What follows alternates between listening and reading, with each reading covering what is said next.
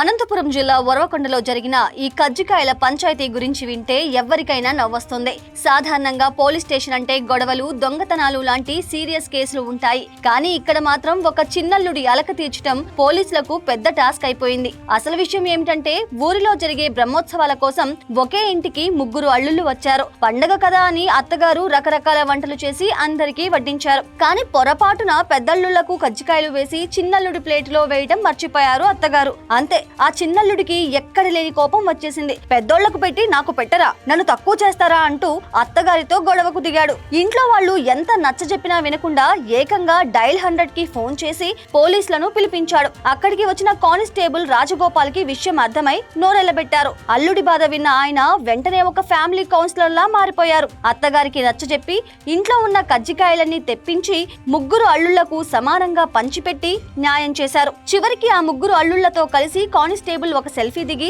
తన పై అధికారులకు WhatsApp group లో పెట్టారు. చిన్నల్లుడికి కజ్జికాయలు పెట్టలేదట, రాజీ చేశాను అని ఆయన పెట్టిన మెసేజ్ చూసి పోలీస్ శాఖ అంతా నవ్వుకుంది. అందరికీ పంచావు సరే, కనీసం నువ్వైనా ఒకటి తిన్నావా అంటూ తోటి పోలీసులు ఆయన్ని సరదాగా ఆట పట్టించారు. మొత్తానికి ఈ స్వీట్ గొడవ ఉరవకొండలో ఇప్పుడు హాట్ టాపిక్ గా మారింది.